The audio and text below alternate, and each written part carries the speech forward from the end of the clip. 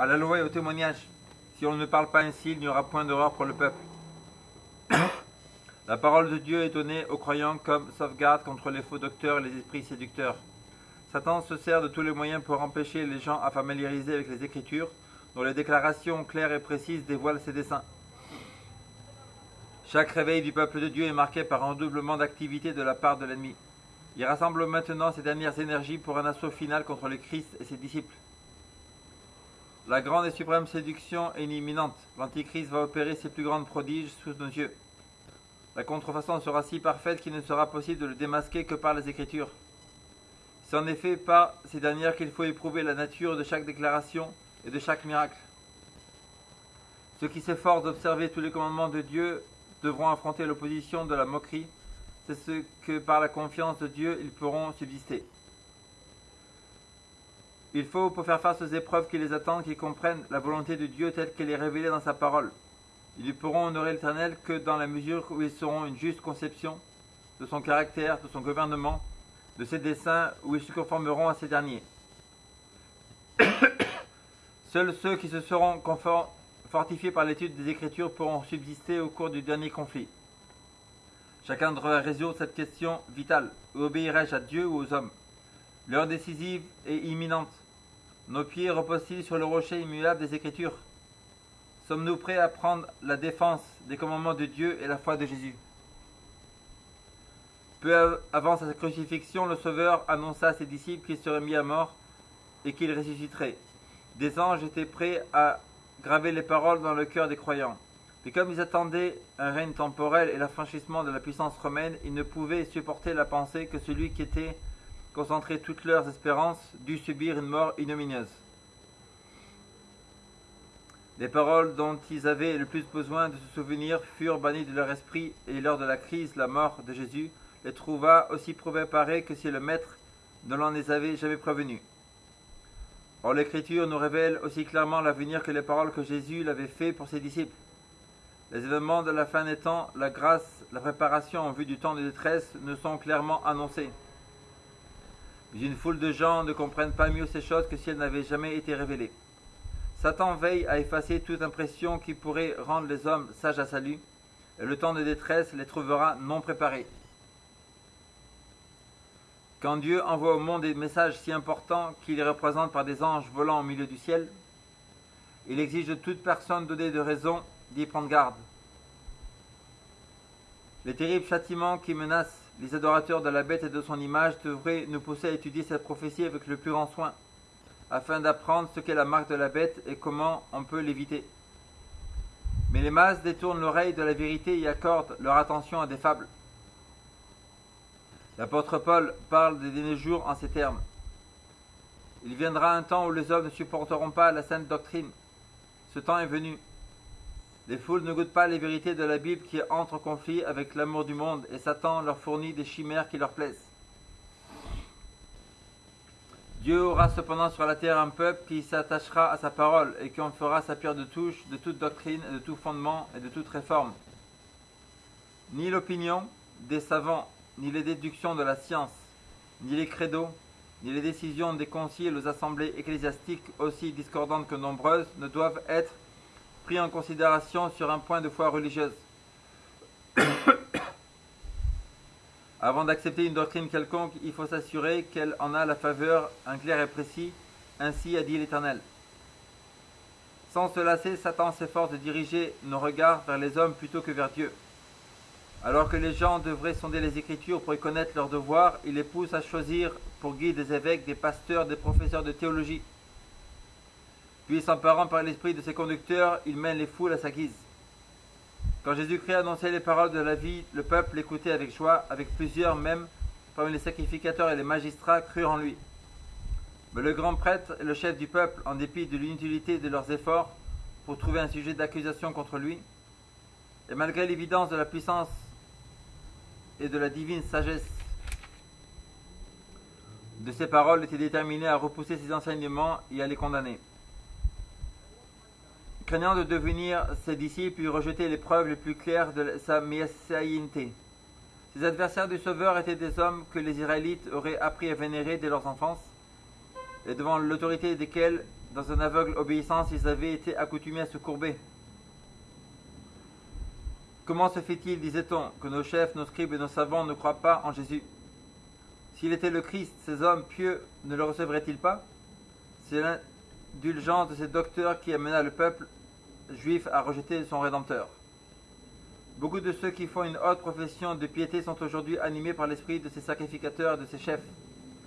Refusant de prêter l'oreille au témoignage des Écritures relatifs aux vérités destinées à notre temps, ils invoquent leur nombre, leur richesse, leur popularité. Ils méprisent le petit groupe de défenseurs de la vérité, pauvres et impopulaires. Jésus-Christ savait que l'autorité assurée que s'attribuaient les scribes et les pharisiens ne prenait pas fin à la dispersion des Juifs. Ils avaient une vision prophétique de la longue histoire de l'exaltation de l'autorité humaine et de la domination des consciences, qui, de tout temps, ont été le fléau de l'Église. L'effrayante dénonciation qu'il lança contre les scribes et les pharisiens, aussi bien que l'avertissement qu'il donna au peuple de ne pas suivre des conducteurs aveugles, nous ont été conservés comme une mise en garde pour les générations futures. L'Église romaine réserve au clergé le droit d'interpréter les Écritures sous prétexte que seuls les ecclésiastiques peuvent les expliquer. On les a enlevés au peuple. Bien que la Réforme ait mis le Saint-Livre entre les mains de tous, le principe qui a poussé Rome à en priver le peuple empêche des multitudes dans les églises protestantes d'en faire une étude personnelle. D'ailleurs, les gens sont prévenus qu'ils doivent en accepter les enseignements tels qu'ils sont interprétés par l'Église. Aussi, des milliers de personnes n'osent pas recevoir fût-ce une doctrine clairement révélée par la Bible, qu'il soit contraire au credo ou à l'enseignement officiel. En dépit des avertissements retirés par l'Écriture contre les faux docteurs, un grand nombre de gens sont ainsi tout prêts à confier au clergé le garde de leur âme. Aujourd'hui, des milliers de chrétiens de profession peuvent citer en faveur de leur croyance d'autres autorités que celles de longs conducteurs religieux. Ne prêtant pour ainsi dire aucune attention aux enseignements du Sauveur, ils mettaient une confiance implicite en leurs pasteurs comme si ceux-ci étaient infaillibles. Cependant, ils n'ont pas la certitude tirée de la parole de Dieu que leur conducteur marchait dans la lumière. Un défaut de courage moral pour sortir des sentiers battus du monde pousse beaucoup de personnes à s'en remettre à l'opinion des savants. Parce qu'il aurait pu ne s'éclairer personnellement, elles ne les laissent définitivement enchaîner dans l'erreur. Elle voit bien que la vérité pour notre temps est clairement exposée dans les Écritures. Elles sentent la puissance du Saint-Esprit qui en accompagne la proclamation. Néanmoins, elles se laissent détourner de la lumière par l'opposition du clergé. Bien que dans leur raison et leur conscience soient convaincus, ces âmes aveuglées n'osent penser autrement que par leur pasteur. Leur jugement personnel et leur intérêt éternel sont sacrifiés au scepticisme, à l'orgueil et aux préjugés d'un autre. Nombreux sont les moyens dont Satan se sert pour asservir ses captifs aux influences humaines. Il leur retient des multitudes par des liens d'affection qui les attachent aux ennemis de la croix. Que cet attachement soit filial, pastoral, conjugal ou social, les conséquences en sont les mêmes. N'ayant pas assez de courage, de l'indépendance pour suivre leurs convictions, ces consciences sont dominées par les adversaires de la vérité. La vérité et la gloire de Dieu sont inséparables. Il est impossible à ceux qui ont accès à la parole d'honorer Dieu en suivant des opinions erronées. Peu importe la croyance, dit-on souvent, pourvu que l'on soit honnête. C'est oublier que sa vie de l'expression de ce qu'on croit. Avoir l'occasion de voir et d'entendre la vérité et n'en pas profiter, c'est rejeter la lumière et lui préférer les ténèbres. Telle voie paraît droite à un homme, mais à son issue, c'est la voie de la mort. Dès qu'on a l'occasion de reconnaître la vérité, l'ignorance cesse d'être une excuse pour l'erreur ou pour le péché. Un voyageur qui se trouve devant un carrefour et qui, sans prendre garde au poteau indicateur, choisit la voie qui lui paraît être la bonne, découvrira bientôt qu'en dépit de son assurance, il s'est trompé de chemin. Dieu nous a donné sa parole pour nous permettre de nous rendre compte par nous-mêmes de ce qu'il attend de nous. Un docteur ayant demandé à Jésus « Que dois-je faire pour hériter la vie éternelle ?» Le Sauveur leur envoya aux Écritures. Qu'est-il écrit dans la loi? Qui lis-tu? L'ignorance n'excusera ni jeune ni vieux. Elle n'épargnera le châtiment qui s'attache à la transgression de la loi de Dieu, à aucune personne ayant entre les mains un exposé fidèle de cette loi, de ses principes et de ses exigences. Les bonnes intentions ne suffisent point, ce n'est point assez bien de croire bien faire ou de faire ce que le pasteur nous conseille. Quand le salut de notre âme est en jeu, nous devons nous livrer à des recherches personnelles. La force de nos convictions et notre certitude que le pasteur est dans la vérité ne constitue pas un fondement suffisant pour notre destinée éternelle. Nous avons en main une feuille de route signalant tous les poteaux indicateurs de la voie qui mène au ciel. Nous sommes donc inexcusables si nous marchons sur des suppositions. Le premier et le plus important devoir de tout être raisonnable, c'est d'apprendre par la Bible ce qu'est la vérité. C'est de marcher dans la lumière et d'encourager son semblable à faire de même. Nous devons chaque jour étudier la Bible avec diligence. Nous arrêter avec soin sur chaque pensée en comparant les versets entre eux. Avec l'aide de Dieu, nous acquérons ainsi des opinions personnelles sans perdre de vue que nous devons répondre personnellement devant Dieu. Les vérités les plus clairement révélées dans les Écritures ont été mises en doute par des savants qui, s'attribuant une grande sagesse, enseignent que les Écritures ont un sens mystique, secret, spirituel,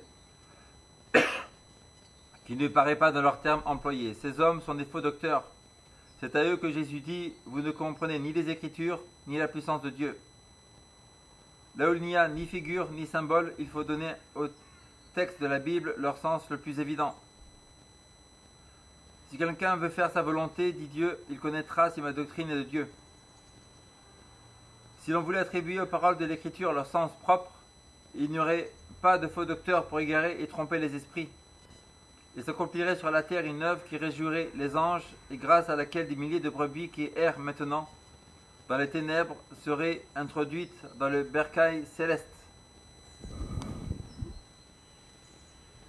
Nous devons appliquer toutes nos facultés à l'étude de la parole de Dieu, nous efforçant de pénétrer aussi loin qu'il est possible à des mortels dans les profondeurs que Dieu, sans oublier que la doctrine et la soumission d'un enfant sont les véritables caractéristiques d'un disciple.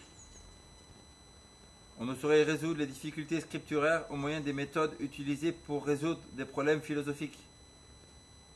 Nous ne devons pas entreprendre l'étude de la Bible dans l'esprit de suffisance par lequel tant d'hommes abordent le domaine scientifique, mais avec prière, en comptant humblement sur Dieu et avec le désir sincère de connaître sa volonté. Autrement, les mauvais anges aveugleront notre entendement et endurciront nos cœurs au point que la vérité se fera sur nous aucune impression. Bien des parties de la Bible que des savants déclarent mystérieuses ou considèrent comme sans importance débordent de consolation et d'exhortation pour celui qui a été instruit à l'école du Christ. Une des raisons pour laquelle beaucoup de théologiens comprennent si mal la parole de Dieu, c'est qu'ils ferment les yeux pour ne pas voir les préceptes qu'ils ne veulent pas pratiquer. La connaissance de la vérité ne dépend pas tant de l'intelligence de celui qui l'étudie que de la sincérité, de la soif, de la piété, de la sainteté. L'étude de la Bible devrait toujours être accompagnée de prières. Seul le Saint-Esprit peut nous faire sentir l'importance des choses faciles à comprendre ou nous empêcher de tordre des vérités difficiles à concevoir. Les bons anges ont pour devoir de préparer nos cœurs à comprendre l'Écriture de façon que nous soyons charmés par sa beauté, avertis par ses enseignements et fortifiés par ses promesses. Nous devons faire notre prière des psalmistes. Ouvre mes yeux pour que je contemple les merveilles de ta loi. La tentation semble souvent irrésistible parce qu'on néglige la prière et l'étude de la Bible. Alors quand survient la tentation, on se souvient que dans les promesses de Dieu, on est incapable de repousser Satan avec l'épée de la parole de Dieu. En revanche, les anges de Dieu campent autour de ceux qui consentent à se laisser enseigner par les paroles divines, en leur rappelant les passages même dont ils ont besoin dans les moments difficiles. Quand l'ennemi viendra comme un fleuve, l'Esprit de l'Éternel les mettra en fuite. Jésus a dit à ses disciples: le Consolateur, l'Esprit Saint, que le Père enverra en mon nom, vous enseignera toutes choses et vous rappellera tout ce que je vous ai dit. Mais pour que l'Esprit puisse nous les rappeler au moment critique, il faut que ces enseignements aient d'abord pénétré dans nos cœurs. Je serre ta parole dans mon cœur afin de ne pas pécher contre toi, écrit le psalmiste. Quiconque se soucie de ses intérêts éternels doit se garder du scepticisme. Les fondements même de la vérité seront attaqués. Il est impossible de se placer hors de l'atteinte des sarcasmes, des sophismes et des enseignements insidieux et pestilentiels de l'incrédulité moderne. Satan adapte ses tentations à toutes les classes sociales. Il attaque l'illettré avec une raillerie tandis qu'il présente aux savants des objections scientifiques ou des raisonnements philosophiques également propres à engendrer de la défiance et du mépris envers les Écritures. Même les jeunes gens sans expérience se permettent d'insinuer des doutes contre les principes fondamentaux du christianisme. Cette incrédulité juvénile, quelque superficielle qu'elle soit, ne manque pas de produire ses effets. Plusieurs en viennent ainsi à railler la foi de leur père et à considérer l'esprit de grâce.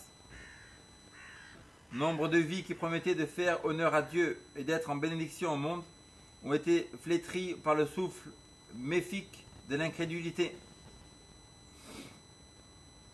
Tous ceux qui se fient aux conclusions orgueilleuses de la raison humaine et qui croient pouvoir pénétrer les mystères de Dieu et parvenir à la vérité sans le secours de la sagesse d'en haut sont pris dans les rets de Satan. Nous vivons dans la période la plus solennelle de l'histoire du monde. Le sort de tous les mortels est sur le point d'être fixé. Notre destinée éternelle, aussi bien que le salut d'autres âmes, dépend du choix que nous faisons maintenant. Laissons-nous diriger par l'esprit de vérité. Tout disciple de Jésus devrait faire monter vers Dieu cette fervente prière. Seigneur, que veux-tu que je fasse? Humilions-nous devant lui par le jeûne et la prière, méditons longuement sur ce qui concerne sa parole, et tout spécialement sur les scènes du jugement. Cherchons à acquérir une connaissance profonde des choses de Dieu. Nous n'avons pas un instant à perdre. Des événements d'une importance vitale se déroulent autour de nous. Nous sommes sur le terrain enchanté de Satan. Sentinelle de Dieu, ne dormez pas, car l'ennemi est tout près de vous, prêt au premier signe de relâchement ou de somnolence à faire de vous sa proie. Plusieurs se font l'illusion quant à leur condition réelle devant Dieu. Ils se félicitent du mal qu'ils n'ont pas fait et ne pensent pas aux actions nobles et généreuses que Dieu attendait d'eux et qu'ils n'ont point accompli. Il ne suffit pas d'être un arbre dans le jardin de Dieu. Il faut porter du fruit. Le Seigneur nous tient pour responsables de tout le bien que nous aurions pu faire avec le secours de sa grâce. Dans les livres du ciel, ceux qui ne répondent pas à son attente sont notés comme des arbres occupant inutilement le terrain.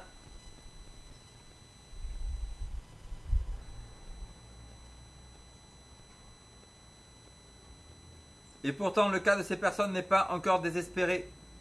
Un Dieu compatissant dresse encore et pressant et touchant appel à ceux qui ont méconnu la miséricorde de Dieu et abusé de sa grâce.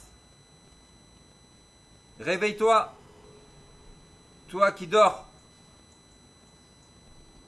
Relève-toi d'entre les morts, et Christ t'éclairera. Prenez donc garde de vous conduire avec circonspection, rachetez le temps, car les jours sont mauvais. C'est au moment de la crise que seront manifestés ceux qui auront pris la parole de Dieu pour règle. En été, la différence entre les arbres à feuilles persistantes et un autre n'est pas sensible. Mais quand vienne le frimas, l'un reste vert et l'autre se dépouille de son feuillage. Ainsi, les faux chrétiens peuvent maintenant ne pas se distinguer des vrais. Mais le temps approche. La différence éclatera. que l'opposition, le fanatisme ou l'intolérance s'élèvent, que les feux de la persécution se rallument. Aussitôt, les mâles affermis et les hypocrites abandonneront la foi, tandis que les vrais chrétiens demeureront fermes comme un rocher. La foi plus forte et l'espérance plus radieuse qu'au jour de la prospérité. Le psalmiste dit: tes préceptes sont l'objet de ma méditation. Par tes ordonnances, je deviens intelligent. Aussi, je hais toute voie de mensonge. Heureux l'homme qui a trouvé la sagesse. Il est comme un arbre planté près des eaux, qui étend ses racines vers le courant. Il n'aperçoit point la chaleur quand elle vient, et son feuillage reste vert. Dans l'année de la sécheresse, il n'a point de crainte, et il ne cesse de porter du fruit.